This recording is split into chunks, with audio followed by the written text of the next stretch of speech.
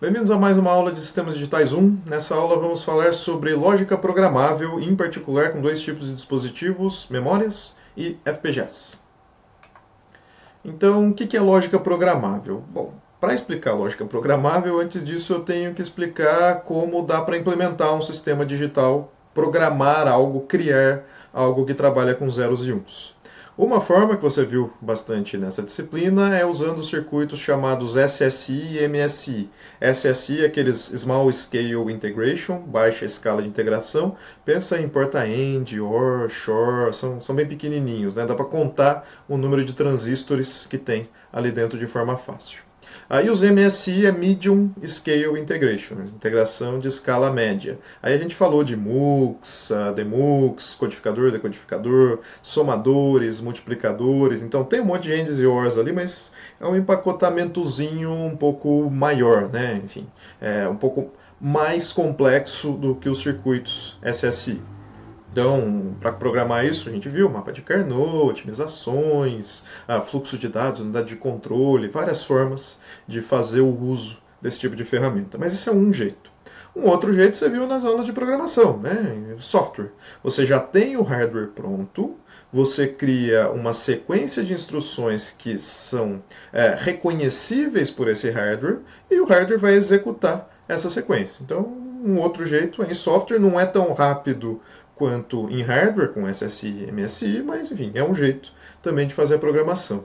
Mas e se eu quiser mais velocidade? Tem um jeito muito interessante de velocidade, até mais rápido do que com SSI e MSI. Você pega o silício e faz a gravação do seu circuito diretamente nele. Pensa silício cru. Né?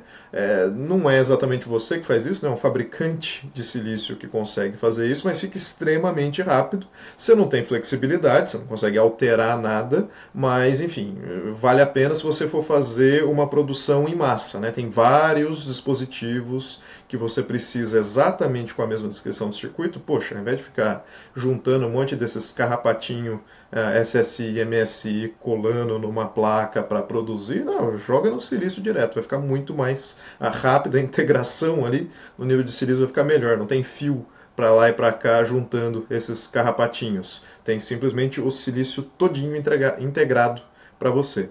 Caro, mas produção em massa interessante. Poxa, mas eu não quero fazer produção em massa, estou testando ainda. Mas eu queria alguma coisa razoavelmente rápida e eu não quero ficar lidando com esses circuitinhos MSI e SSI. Aí que entra a lógica programável. Tem vários tipos de dispositivos, memórias, FPGA, CPLD, vou me concentrar nas duas primeiras, mas de um jeito extremamente simplista, pensa que é silício programável por você. Você consegue colocar lá uma lógica qualquer, enfim, alterar o que é uma saída para uma certa entrada a qualquer momento de forma programável, sem ter que lidar com carrapatinhos discretos conectados num circuito. Essa é a mágica. Vamos ver como fazer isso. Então, para fazer isso, vou colocar um desafio. Vamos usar uma memória, né? Vimos em aulas anteriores como funciona uma memória, tem uma via de endereços, uma via de dados, você diz se você quer ler ou escrever. Vamos usar esse tipo de dispositivo para construir a seguinte função ali, ó, o f de x, que é 2 vezes x, resto da divisão por 13, onde o x, a entrada, né, tem 3 bits, pode ir de 0 a 7, e está aqui o resultado dessa conta, tá? A tabela verdade correspondente está aqui, né? O que está em azul fora é a entrada, o valor de x, e eu quero uma saída com 4 bits, né? E tem ali o resultado da conta, se eu não errei nada, essa é a tabela verdade correspondente. Aí você pode começar a pensar, não, vou fazer então um mapa de Carnot, minimizar e descobrir como é cada uma das saídas, né, com os ANDs e ORs correspondentes. Não, você não pode fazer isso. A única coisa que eu te dou é uma memória. Você pode escolher a capacidade dela, quantos bits de endereço você quiser, quantos bits de dados você quiser. Pode colocar o conteúdo que você quiser dentro da sua memória, mas é isso que eu te dou como dispositivo. Nada de carrapatinhos, ANDs, ORs, MUX, não tem nada disso. Te vira. Pensa um pouquinho qual que é então a capacidade da memória, número de endereços, tamanho da palavra e o que você colocaria dentro dessa memória com essa capacidade. Para, pensa, desenha se precisar. Se você notou bem, eu estava representando, desenhando memórias com essa cara de propósito, em que tinha lá a via de endereços, o conteúdo da memória. E, bom, se eu pego a tabela verdade exatamente como está aqui, jogo para dentro da memória, ligo o X, né, os 3 bits de entrada, na via de endereços, e ligo a saída da memória na via de dados, pronto, eu tenho essa lógica aí implementada. Quando eu quiser, por exemplo, que esse circuito, pensa numa caixa preta, eu quero colocar ali 3 e eu quero que ele me devolva como resultado 0110, certo? Essa é a saída esperada da caixa preta, a tabela verdade não mente. Ué, a memória vai fazer exatamente isso, põe 3 na via de endereços, na via de dados, manda ler, na via de dados vai aparecer exatamente 0110, desde que a via de dados tenha os 4 bits. Então, simples assim. Dá para usar uma memória como um dispositivo de lógica programável. Por que é lógica programável? Porque isso aqui tem uma equação lógica por trás, ANDs, ORs, NOTs, seja lá o que for. Mas você pode programar do jeito que você bem entender. Se você quisesse trocar, por exemplo, de módulo 13, né, o resto da divisão por 13, eu quero agora o resto da divisão por 11. A tabela verdade muda completamente. Se você tivesse programado com um monte de carrapatinhos, zeros e uns, ou com ASIC, né, tá fechado ali, não dá mais para mudar, você tinha que jogar o circuito fora e criar um novo. Aqui não, você regrava a memória, problema resolvido, né? Desde que seja uma memória que seja regravável, você consegue reutilizar exatamente o mesmo dispositivo para programar uma lógica completamente diferente. Ah, não quero 2 vezes x, o resto da divisão por 11 mais. Eu quero uma exponenciação, eu quero um seno. Enfim, não interessa, você tem esse poder. Qualquer coisa que seja 3 bits de entrada e 4 bits de saída, você consegue programar usando exatamente o mesmo dispositivo. Por isso, lógica programável. A função lógica, você consegue colocar ela, qualquer que seja ela, né, dentro de uma memória. E eu tenho aqui um segundo exemplo com uma função com 3 entradas e 2 saídas, F1 e F2. Está ali embaixo quais são as equações correspondentes. Como é que eu posso fazer isso usando uma memória? Qual o tamanho da memória, número de endereços e o número de bits de dados para implementar essa função? Enfim, mudou pouco. Se você entendeu o primeiro, como você implementaria o segundo? E, bom, eu acho que já perdeu a graça, né? É muito simples. Você precisa de 3 bits de entrada, você vai precisar de uma memória com 3 bits de endereço. Você precisa de palavras de 2 bits, né? São 2 saídas, cada uma de 1 bit. Você precisa, então, de palavras de 2 bits. E é exatamente isso. Joga o conteúdo da tabela verdade para dentro da memória, os zeros e uns correspondentes, só copiar para dentro. Aqui eu estou representando a memória até com o decodificador correspondente, né, mas isso vem interno das memórias, é o que vai da via de endereços para dentro do circuito, você não precisa se preocupar em colocar explicitamente um decodificador e pronto. A memória vai te dar essa lógica maluca aqui, sem você precisar de absolutamente nada de ANDs, ORs, fazer minimização, nada do gênero. Internamente, a memória, eu cheguei a mencionar quando estava discutindo o funcionamento de memórias, tem algo parecido com fusível, né? Em geral é fusível reprogramável, é silício, você pode queimar e desqueimar o fusível, mas tem aqui só como exemplo, se usar uma memória PROM, que é programável uma única vez, com fusíveis, você queima um fusível para deixar em 0 aquela posição, e você deixa intacto um fusível para deixar em 1 aquela posição. Então, naquela linha ali, é a linha 5, o que você teria é esse fusível do bit menos significativo queimado e o do mais significativo, na verdade é o contrário, né? O da esquerda queimado e o da direita, normalmente o da direita é menos significativo, intacto, você tem o 0 e 1 correspondente. Então, simples assim, você consegue construir qualquer lógica pegando a tabela verdade dessa função lógica que você precisa, jogando para dentro de uma memória com a capacidade correspondente. E, bom, as memórias elas são bem interessantes de construir circuitos de lógica programável do ponto de vista de simplicidade, né? É muito fácil você mapear uma lógica qualquer para dentro de uma memória. Copia a tabela verdade, problema resolvido.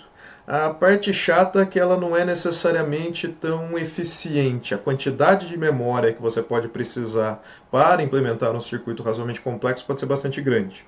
Pensa assim, suponha que você tem uma função qualquer que precisa de 30 bits de entrada e tem 8 bits de saída.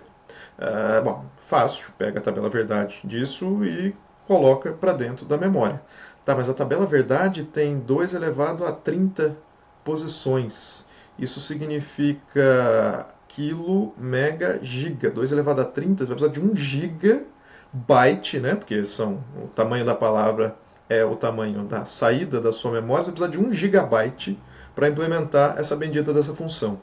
Então não é exatamente muito eficiente. Dá para fazer menor usando alguns truques extras, e exatamente esses truques extras que aparecem dentro de outros dispositivos mais avançados, que são CPLDs e, o que vai ser o foco aqui, as FPGAs. Um PLD é um circuito de lógica programável, né? Então é um dispositivo de lógica programável, Programmable Logic Device. E eles têm dentro deles, pensa em um monte de circuitinhos MSI e SSI, então ENDs, ORs, MUXes, que você pode interligar eles. Então, ao invés de você ter que programar a tabela verdade inteira, internamente eles fazem as interligações com circuitos um pouco mais fáceis de fazer minimização, de tal forma que você economiza espaço em silício para conseguir programar uma lógica qualquer. E aí dentro dele é tudo programável, né? Cada pedacinho dele pode ter um conjunto de circuitos que podem ser utilizados, e você pode juntar com outros que estejam ao lado para construir um circuitinho do tamanho que você necessitar, de forma razoavelmente automática. No final das contas, quando você programa em linguagens de descrição de hardware como VHDL, a ideia toda é entregar para esse tipo de dispositivo, em particular uma FPGA, um guia de como ela tem que fazer a interconexão entre os diversos bloquinhos. Então a FPGA está aqui representada, né? O VHDL é o que diz como você vai fazer a programação. O que você tem são blocos lógicos, vou mostrar daqui a pouquinho, é basicamente um monte de MUX. E esses blocos lógicos eles podem ser interconectados para que você, por exemplo, precisa juntar 2 MUXes para construir a sua função lógica, ele programa as portinhas para esses 2 MUX ficarem interconectados da forma correta. Então, no final das contas, o que você tem são blocos de entrada e saída para você interagir com a FPGA, e internamente um monte desses circuitinhos MSI e SSI com otimizações possíveis que o sintetizador vai se virar para fazer quando você entrega ali um código em HDL para ele, para fazer as interconexões todas e criar a lógica correspondente de forma razoavelmente eficiente, mais eficiente, sem sombra de dúvidas, do que uma memória conseguiria fazer. E, bom, essa capacidade de lidar com complexidade, com várias entradas e várias saídas ao mesmo tempo de forma razoavelmente eficiente, é exatamente uma das principais vantagens de FPGAs em comparação com vários outros tipos de dispositivos de lógica programável mais antigos, como o caso das memórias. Também tem FPGAs que lidam com memória volátil, que são mais rápidas no final das contas, por isso que tem a vantagem. Então você pode colocar tudo numa memória PROM, então, não volátil, para que se cair energia você não perca a sua lógica programável, e ela joga o conteúdo disso para uma memória RAM e opera em cima da memória RAM para deixar mais rápido. É muito parecido com o que o computador faz, que pega do disco e joga para a memória RAM para fazer a execução de programas. A mesma ideia pode ser implementada dentro de uma FPGA e é programável, né? O P aqui é importante, de programmable. Você pode usar uma linguagem de alto nível para construir todo o hardware que está por baixo. VHDL é um exemplo, mas tem outros, Verilog, SystemC, tem várias linguagens. Nessa disciplina a gente está falando principalmente de VHDL. Quais os principais componentes internos de uma FPGA? Tem os CLBs, que são os Configurable Logic Blocks, blocos de lógica configurável, que é aquela história de fazer a função de fato, esses caras que fazem o trabalho grosso de construir as funções, e os IOBs, que são os Input-Output Buffers, buffers de entrada e saída, que é os elementos que permitem você entregar entradas e pegar saídas da FPGA. E tem as interconexões entre esses elementos, como eu tinha falado, você pode juntar vários CLBs para construir uma lógica mais complexa. E, bom, para dar um exemplo mais concreto, tem aqui uma FPGA com 16 CLBs, na Xilinx Spartan, realmente antiga, tá? As FPGAs atuais têm uma quantidade bem maior de elementos que podem ser utilizados. Então, dá para ver 16 CLBs, que é onde está a lógica em si, que eu vou discutir mais a fundo nos próximos slides. Os IOBs, que é para as entradas e saídas, então ele tem ao todo também 16. São portas que podem ser entradas ou usadas como entradas ou saídas. Então, quando você programa em VHDL, você diz lá se é in ou se é out, está aqui onde vai o in ou o out, vai conectado nos IOBs. E o que está dentro da arquitetura é os CLBs que vão se virar para fazer a implementação, e se um CLB sozinho não conseguir representar a lógica que você precisa, eles vão ser interconectados, né? A saída de um vai ser conectada na entrada do outro para construir uma lógica mais complexa. Vamos dar uma olhada mais a fundo dentro de um CLB. Então, dentro de um CLB tem basicamente 3 elementos. Primeiro, tabelas de lookup, ou seja, tabelas de busca.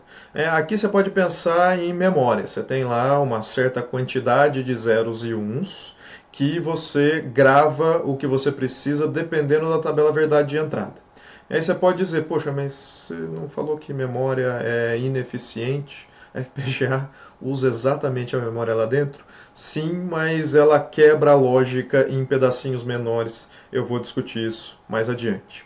Além das LUTs, que é onde está a tabela verdade, as entradas e saídas correspondentes, né? Na verdade as saídas correspondentes a cada uma das entradas que você vai colocar nos seus IOBs, você pode precisar construir circuitos sequenciais. Então dentro dos CLBs tem flip-flops para fazer armazenamento de dados. E por fim, tem os multiplexadores que conectam as tabelas de busca aos flip-flops para implementar a lógica. Então a cara, no final das contas, é esta aqui do CLB, também daquela Xilinx Spartan. O que eu tenho? 3 LUTs, 2 saídas com registradores e 2 saídas combinatórias. Então dá para ver aqui que eu tenho uma GLUT, uma HLUT e uma FLUT. Essas são as 3. As 2 da esquerda têm uma capacidade de 4 bits de entrada e dá uma saída, e aquela HLUT ali, ela tem 3 bits de entrada e 1 bit de saída. E entre essas LUTs eu tenho multiplexadores. Alguns multiplexadores ali na saída, no bloquinho B, eles são conectados a flip-flops, mas você pode também jogar diretamente para a saída. Quando você quer fazer circuitos sequenciais com bufferização, você usa os flip-flops. Se você quiser fazer um circuito puramente combinatório, você vai direto ali naquelas saídas X e Y que não tem nenhum tipo de bufferização. E ok, então mostrei o que tem dentro de uma CLB, maravilha, tem todos aqueles elementos, mas não entendi nada como aqueles elementos conseguem implementar uma lógica programável qualquer. Como é que funciona? Dá um exemplo concreto de como usar aquele desenho bonito, não tão bonito assim, não sei se você gostou, de um CLB para construir uma função lógica de verdade. E é bem simples, se você entendeu como fazer a construção de lógica programável com memória, você vai entender claramente como utilizar uma LUT exatamente para o mesmo objetivo.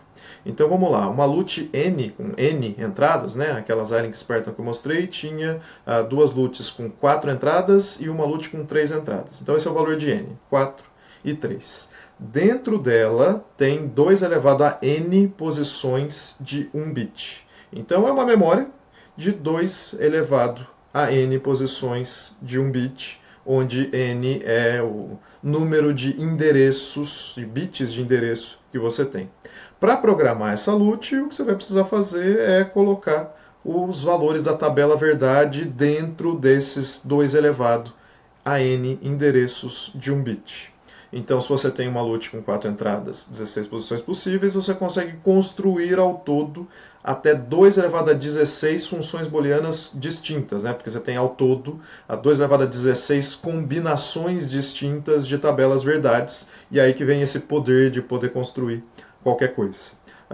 FPGAs comerciais podem ter muitas LUTs lá, de 6 entradas, enfim, muitas LUTs distintas. Isso permite um poder computacional grande, mas para deixar num cenário concreto, vamos mostrar como isso funciona dentro das Xilinx Spartan. Então vou pegar aqui aquela LUT com 3 entradas. Está aqui o resultado interno, isso é o que está dentro daquela LUT. Ela tem elementos de memória, onde vai o programa, e ela tem um conjunto de muxes na frente para selecionar a posição correspondente, o bit que tem que ir para a saída F, dependendo dos 3 bits de entrada A, B e C. Então pensa simplesmente numa memória com endereços de 3 bits e palavras de 1 bit. É isso que eu tenho aqui dentro da LUT.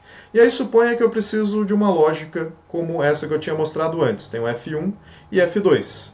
O que eu vou fazer para implementar F1 nessa LUT? Bom, é a mesma coisa que eu fazia com memória. Pega a tabela verdade, 0, 1, 0, 0, 0, 0, 1, 1, joga para dentro dos elementos de memória da LUT. Isso vai funcionar por quê? Porque ali o A, B e C, o que eles estão fazendo é endereçando qual que é o valor que vai ter que ser jogado para a saída F. Pensa num grande multiplexador que, para a entrada ABC, dizendo qual que é o endereço a ser jogado para a saída, ela dá a saída correspondente, que foi o que eu gravei dentro da minha tabela.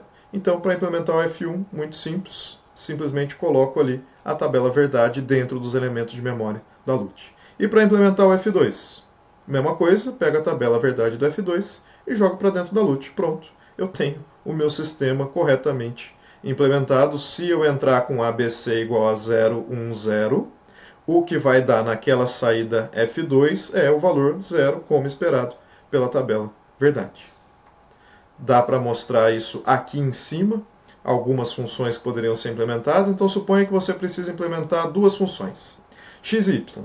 X é A', B', C, ou A, B, C', seja lá o que for a razão para essa combinação, qualquer que seja a sua aplicação, você chegou ao resultado que você precisa dessa combinação, e o y, A, B'. Então, como é que você faz para fazer a programação? Simples, pega a tabela verdade do x, está ali representado na esquerda, e a tabela verdade do y, que perceba, tem só 2 entradas, né? A e B, o x tem 3, A, B e C. Eu vou pegar aquelas minhas LUTs de 4 possibilidades, né, com as LUTs G e F, simplesmente porque elas estão à minha disposição. E o que eu vou fazer é jogar para dentro da LUT G o meu Y e jogar para dentro da LUT F o meu X.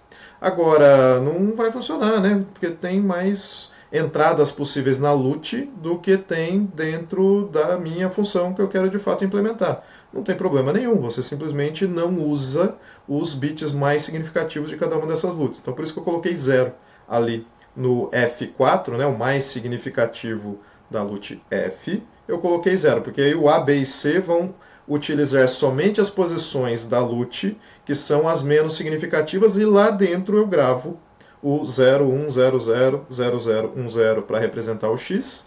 E no caso da G, eu jogo os 2 mais significativos em 0, porque eu só preciso de 2 entradas, A e B. E dentro dessas posições que são endereçáveis com A e B, eu coloco 0, 0, 1, 0. Estou desperdiçando aí, porque eu podia colocar coisas mais complexas, mas eu não preciso de algo mais complexo. Vou simplesmente usar essas 2 LUTs. E aí eu coloco isso na saída X e na saída Y lá do meu circuito, porque, enfim, é um circuito combinatório. Eu não preciso de nada sequencial, não preciso jogar para dentro de um flip-flop. Então, a minha LUT seria programada desta forma aqui.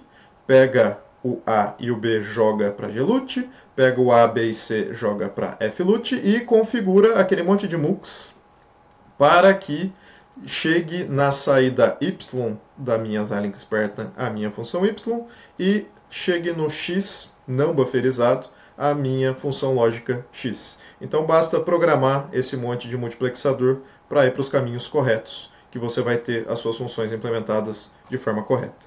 Esse é um exemplo que daria para fazer uma programação usando um único CLB, não precisa de mais do que um, dá para implementar essas duas funções, x e y, sem grandes problemas. E, bom, você pode dizer que não, você apelou, você pegou uns exemplos muito simples para implementar nesse CLB ali. Inclusive, as LUT tinham mais capacidade do que você precisava para fazer a implementação. Me dá um exemplo mais complexo, né? Em vez de simplesmente 3 bits de entrada e 2 bits de entrada para uma função x e y, me dá aí um exemplo com 8 bits, né? Dá para usar uma única LUT para implementar uma função lógica que precisa de 8 bits? Não, né? Porque cada LUT consegue representar no máximo 4 bits, então tem 4 entradas. Mas perceba que o meu CLB tem 3 LUTs ali dentro: a F, a G e a H. Eu posso combinar essas LUTs e deixar os meus muxes entre as LUTs serem configurados de forma correta para que essa combinação me dê as saídas que eu preciso. Então eu tenho aqui um X', né? Um X diferente do que eu fiz anteriormente, que ele é um AND de 8 bits ao todo de entrada, né? Então as entradas de A até H são 8 variáveis de entrada e eu quero fazer uma lógica. Aqui está simplificado, mas podia ser qualquer coisa, né? A e B, ou C e D, e F ou G, enfim. Podia ser qualquer coisa maluca com 8 bits, mas só para não ter que fazer funções lógicas muito grandes, não ia caber no slide, vamos ficar com uma função lógica, que é o AND de 8 bits de entrada. Como é que dá para usar um CLB para fazer essa implementação? É razoavelmente simples, quebra em duas. Pega ali o primeiro CLB, uma LUT H, por exemplo, e faz ela implementar A e B e C e D. Na segunda LUT, que também suporta 4 entradas, faz E e F e G e H. E aí você usa a sua terceira LUT para combinar os dois. Faz o X1, né, que é o A, B, C e D, e o X2, que é o E, F, G e H. Pronto.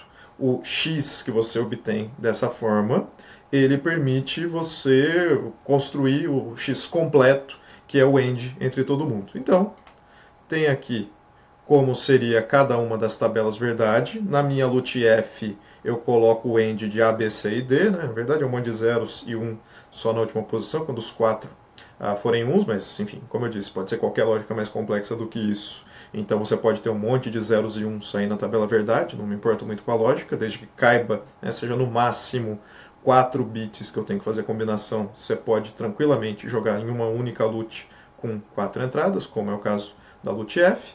E o G, mesma ideia, E, F, I, G e H, você consegue fazer a tabela verdade para dentro dessa segunda LUT, e aquela LUTzinha do meio, que eu não tinha utilizado no cenário anterior, eu mando os muxes pegarem as saídas correspondentes da LUT G e da LUT F, jogar para dentro como parte da entrada da LUT H, e aí eu ponho dentro dessa LUT H as combinações correspondentes à tabela verdade de X1 e X2, que está me dando aí, as saídas G e F estão me dando exatamente esses valores. Se eu for colocar dentro do CLB, o resultado seria isso, eu tenho que configurar os muxes corretamente para pegar então a saída da GLUT e jogar para dentro da HLUT, da FLUT e jogar para dentro da HLUT. Eu não vou usar o H1, né? Eu poderia até fazer não mais com 8 variáveis, mas com 9 variáveis essa implementação, e eu configuro aquele mux da saída da H para jogar o meu Y ali como sendo o resultado correspondente. Na verdade eu deveria ter configurado o mux para jogar ali embaixo no X, mas tudo bem, vou rechamar a função de Y, que é igual a X1 e X2, ao invés de chamar ela de X, para não ter tanto problema. Mas enfim, daria também para configurar o mux, não para jogar naquela posição mesmo, para jogar para baixo. É só uma questão de como os muxes de saída são configurados. Mas e aí? Está muito simples ainda.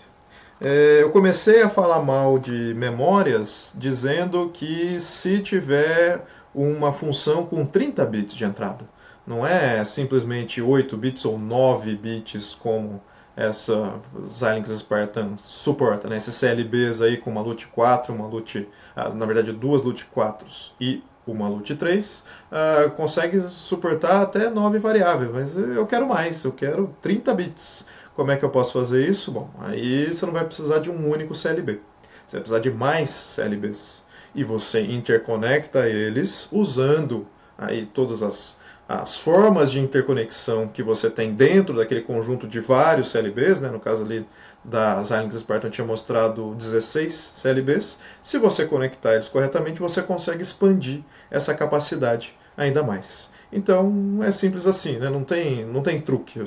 Partir de um simples para tentar mostrar uma função razoavelmente simples de implementar dentro de um único CLB, dá para implementar funções mais complexas simplesmente juntando CLBs. A única parte chata é que quanto mais interconexões você faz, por mais fios vai passar o seu sinal, portanto mais lento vai ficar o seu circuito.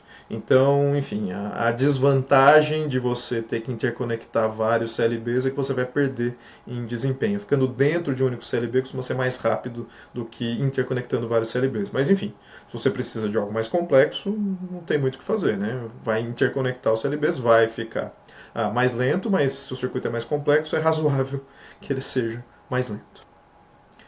E para então interconectar os CLBs tem as várias interconexões programáveis, você diz quem que tem que estar conectado a quem dentro de um CLB, e isso é tarefa para a FPGA fazer internamente. Tem aí um exemplo complexo com vários CLBs interconectados, né? Aqui eu estou mostrando um cenário com 4 entradas e 2 saídas, por exemplo, né? Então as bolinhas são entradas e aquelas 2 saídas ali na direita, uma na direita e uma em cima, eu estou usando como saídas, né? Os IOBs correspondentes são as interconexões entre a FPGA e o mundo externo. Mas eu posso reconfigurar como eu bem entender a qualquer momento. Eu poderia fazer a mesma função com 4 bits de entrada, de novo bolinhas, agora estou pegando 2 pinos da esquerda, 2 pinos de baixo, e 2 saídas, um pino na direita e um pino em cima. Você pode reconfigurar como você bem entender o circuito. Normalmente, quem vai fazer isso não é você, programador, graças ao bom senhor, é o sintetizador que resolve esse tipo de coisa. Né? Você entrega para ele o programa escrito numa linguagem de hardware, ele se vira para alocar os CLBs necessários e os pinos necessários para você conseguir construir o seu circuito com lógica programável. Aqui tem só alguns exemplos de como dá para fazer as interconexões, né? Enfim, não vou ficar brigando muito com isso, mas basicamente o que você tem são transistores de passagem que deixam ou não você ter, enfim, permite você ou ter um curto-circuito, então é equivalente a um fio, ou permitem que você abra o fio, então você não tem interconexão entre 2 pontos. Dá para fazer várias coisas distintas, só uma entrada, só uma saída, todo mundo desconectado, que é o caso de cima, uma entrada, uma saída, pode ter uma entrada e uma saída para outro lado, então tem outros 2 exemplos de interconexões, uma entrada e uma saída embaixo e uma outra entrada e uma outra saída em outro local. Dá para fazer com uma saída e 2 entradas, fazendo as interconexões correspondentes, ou até chegar a um cenário em que você tem uma entrada, uma saída e 3 entradas correspondentes. Então, enfim, desde que você interconecte os fios de forma adequada usando esses transistores, e isso, de novo, é tarefa da FPGA por meio do sintetizador, ele que diz como vai ser feitas essas interconexões, está tudo certo. Só um detalhe que não sei se você notou que eu passei razoavelmente rápido pelos slides, tem sempre uma saída, tá? Você não pode interconectar 2 saídas no mesmo fio. Você pode até ter várias entradas no mesmo fio, mas não várias saídas no mesmo fio, porque se uma saída tentar forçar 0 e a outra saída tentar forçar 1, o que acontece? Fogo. Então, má ideia. Isso aqui é uma saída de um circuito sendo usado como entrada em 3 diferentes circuitos. Tudo bem, tem a questão do fan-out, né? Enfim, o quanto essa saída vai conseguir dar de alimentação para essas outras 3 entradas. Isso é uma questão que pode ser levada em consideração, mas não vai ter fogo por você tentar ligar 2 saídas no mesmo ponto do circuito. E o projeto lógico, como eu venho insistindo para você não assustar muito, normalmente não se faz diretamente nas LUTs, né? Você não vai na mão e coloca os zeros e uns correspondentes, você usa uma ferramenta para isso, que é o chamado do sintetizador, que é parecido com o conceito de compilador num cenário de software, né? O compilador transforma uma linguagem de alto nível numa linguagem de baixo nível, que são zeros e uns, que o computador requer, né? Ele trabalha o hardware ali do computador, trabalha com zeros e uns. Só que humanos não gostam muito de zeros e uns, então o que se faz é usar uma linguagem de alto nível, C, C++, Python, Java. E tem um cara que traduz para você, escondendo toda a complexidade dos zeros e uns, que máquinas gostam, mas humanos não.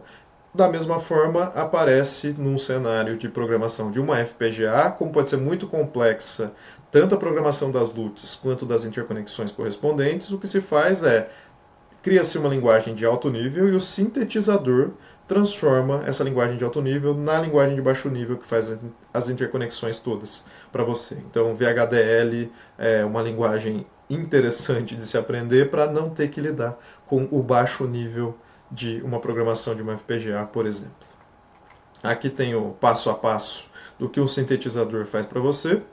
Ele traduz a linguagem de alto nível para comandos específicos para FPGA, otimiza, mapeia quais são os CLBs que vão precisar ser usados, quais são as portas todas de interconexão que vão precisar aparecer, posiciona tudo, porque enfim pode ser um sistema complexo, né? Pode jogar tudo para um lado só para minimizar o número de fios por onde vai passar um sinal e ficar mais rápido, e o circuito é sintetizado dessa forma. Nem todo código VHDL é necessariamente sintetizável, dá para simular, mas não necessariamente para sintetizar. Mas se você vai criar um circuito de fato, o seu compilador, né, desculpa, o seu sintetizador vai dizer para você que, ó, não, esse circuito do jeito que você construiu é de fato sintetizável. Então, coisas em HDL como, por exemplo, wait for um certo número de microsegundos, muitas vezes não é sintetizável. E aqui, depois de explicar tudo isso, dá para mostrar um pouquinho do que você escrevendo em VHDL se transforma para dentro de uma FPGA, né? A lógica que está por trás. Então, tem uma lista não exaustiva de comandos e o que isso significa do ponto de vista de o que o circuito de lógica, o bloquinho de lógica programável, né, o CLB, ele vai se tornar por conta daquele comando que você colocou. Então, atribuições normalmente são fios, no final das contas. Eventualmente podem gerar um registrador, né? Se você tem que guardar o valor anterior, pode ter um registrador associado. O case costuma usar multiplexadores para os vários casos que você colocar, né? Então, o case você tem with alguma coisa, select, e coloca um monte de cases embaixo, certo? Então, with select significa use um mux, um multiplexador com a entrada de seleção sendo o que vai entre o with select, né? Tem uma variável ali, um sinal, é isso que é usado como interconexão. Ifs, mesma ideia, multiplexadores. Comparações, aí depende um pouco do que é a comparação. Pode precisar de um circuito aritmético, os comparadores que a gente chegou a ver especificamente, né, como circuitos MSI, né, como circuitos separados, podem ser utilizados também. No final das contas, não é um comparador per se que vai aparecer ali numa FPGA, é um MUX que implementa a tabela verdade de um comparador, e outras operações diversas podem ser implementadas de forma similar. Se você coloca um AND, por exemplo, ele pode criar uma tabela verdade correspondente a um AND para conseguir fazer a implementação dessa lógica via LUTs. Então, alguns exemplos em alto nível para você ter uma noção. Pensa que tudo isso aqui que vai ser implementado são LUTs, tá? Então eu tenho uma atribuição de A recebe B AND C. Eu vou construir uma LUT que a tabela verdade correspondente a ela vai ser a tabela verdade de um AND. Então são duas entradas ali, o B e o C sendo jogadas para o A. Eu vou precisar de uma LUT de pelo menos duas entradas com a tabela verdade de um AND ali dentro. E no cenário que eu tenho A recebe B AND NOT C, eu vou ter uma segunda LUT que o que ela vai fazer, ao invés de um AND, é um AND com uma das entradas negadas. Né? Do ponto de vista de ocupação de complexidade, dá na mesma. É uma tabela verdade, no final das contas. Então, não vou precisar de circuitos a mais para implementar esse NOT, porque no final das contas eu vou precisar de uma LUT de duas entradas para qualquer uma dessas duas situações. Já um with select tem aqui um exemplo with cell, né, um sinal cell select. A saída vai receber int 0 quando o cell for 0 e a saída vai receber int 1 quando o cell for 1. E aqui tem o catch all, né, que é quando forem orders, não é nem 0 nem 1 o valor do cell, eu vou receber 0000. Isso não é exatamente sintetizável, né, porque, enfim, estamos falando de lógica binária, ou vai ser 0 ou vai ser 1. Isso é interessante para simulações, no final das contas, esse monte de catch all. Inclusive, se você usar simplesmente a variável chamada bit, você nem precisa se preocupar com esse tipo de coisa. Como estamos usando stdlogic, tem as possibilidades de ser, por exemplo, x, u de não inicializado, mas para simulação que esse tipo de coisa é utilizado, o que interessa no final das contas é só as duas primeiras linhas, né? Quando o cell for 0 ou quando for 1, isso vai ser sintetizado dentro do FPGA basicamente como um MUX com 4 bits de entrada, 1 bit de seleção, que é o meu cell. Eu ligo essa entrada a cell, né? Supondo que seja um bit de entrada, né? Definido como uma entrada na minha entidade. Então vai vir de um IOB, vai vir de um buffer do sistema. Se não, vai ser um fio interno, ali você declarar esse signal como interno, vai ser uma das posições dentro do circuito. E o que ele faz é, então, usar um MUX para selecionar, para a saída, ligar na saída ou int 0 ou int 1. Eventualmente, se você não define qual que é o valor para todas as possibilidades de select, o sintetizador pode entender que eu tenho que guardar o valor anterior. Então, suponha que você só colocou ali o int 1 quando o cell é igual a 1, não colocou quando o cell é igual a 0. O que o sintetizador vai entender é que, bom, então eu vou manter o valor da saída quando o cell for igual a 0. Então, a construção correspondente deve ser uma coisa com essa cara aqui. Você vai ter a saída do MUX sendo registrada, porque toda vez que o cell for 0, ele vai pegar o valor anterior e manter ele na saída. Então, enfim, se você não quer isso, você não liga para o valor correspondente quando o cell for 0, é melhor você dizer isso explicitamente. Coloca tudo zeros lá, coloca alguma coisa, porque senão o sintetizador vai assumir que você quer preservar o valor anterior e vai usar um registrador para isso. Aqui tem um segundo exemplo agora com um case. A case também é, no final das contas, da Muxes. É uma implementação possível desse cenário aqui em que eu tenho A como um valor de 2 bits é usar dois Muxes distintos e fazer o uso do B como uma variável de saída recebendo os valores de entrada com LUTs distintas dependendo de qual que for o valor do A que está fazendo a seleção, né? O que vai dentro do case é a mesma coisa que vai dentro do with select, são os endereços correspondentes. Então isso aqui é uma possibilidade de implementação de cima. Eventualmente, com otimização, o sintetizador pode decidir, não vou usar dois MUXes, eu posso usar simplesmente uma LUT que faz a lógica que está representada aqui embaixo, que vai dar na mesma. Então, no final das contas, o sintetizador pode usar mais ou menos circuito, dependendo do quanto ele vê de oportunidades de otimização, assim como o compilador faz isso para você quando você está programando em software. E finalmente, agora que vocês entenderam como é que funciona uma FPGA, dá para explicar a complicação toda que eu fiz quando eu estava explicando with select no material de VHDL, né, nos slides de VHDL, tinha um código que era basicamente esse aqui.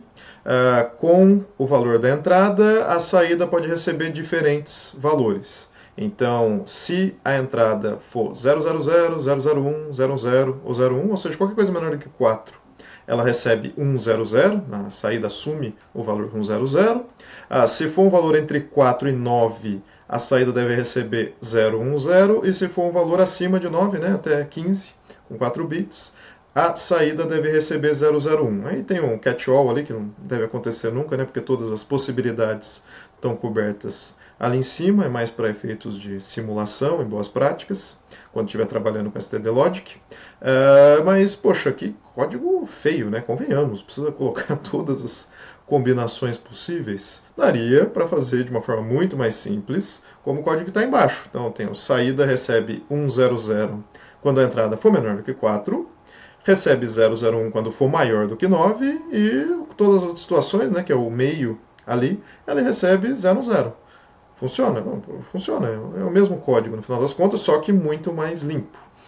Em termos, quando você usa with select, você está dando uma dica para o sintetizador, usa o MUX. Vai funcionar. Eu estou me preocupando com a construção.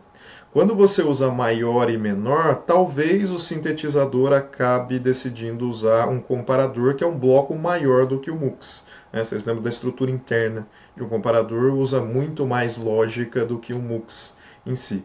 Então, depende do quão otimizador for o seu sintetizador, o código de cima vai dar um código melhor, né, uma implementação melhor do que o código de baixo. Tem situações que não dá para evitar. Por exemplo, se eu tenho um cenário aqui em que eu tenho duas variáveis, não dá para listar todas as possibilidades, eu quero comparar duas variáveis. Aí não tem muito o que fazer, você vai ter que usar um comparador de fato. Mas se você sabe os valores, é uma possível dica que você dá para o sintetizador, você colocar todos os valores explicitamente. Né? É essencial? Não. O sintetizador pode ser esperto o suficiente e fazer a otimização por você. Ele saca quais são os valores possíveis, usa o MUX. É uma possibilidade. Mas, se você quiser mais garantias de que isso vai acontecer, e comemos, são poucos números, né? São 16. Se fosse, sei lá, 64 bits, listar todas as possibilidades, com certeza não seria nada parecido com viável. Mas nesse cenário que é poucas coisas, talvez valha a pena usar de fato essa técnica de dizer os valores especificamente, ao invés de tentar usar maior ou igual e tal, que pode criar circuitos menos eficientes do que poderiam ser. Então fica a dica. E é isso que eu tinha para falar sobre lógica programável, meio longa aqui, mas era para consolidar essa história de memórias e o que vocês viram de VHDL até agora, porque que é interessante usar esse tipo de linguagem que, como você viu, ele esconde muito da complexidade que está por trás do FPGA numa linguagem de alto nível. É isso por hoje, nos vemos na próxima aula.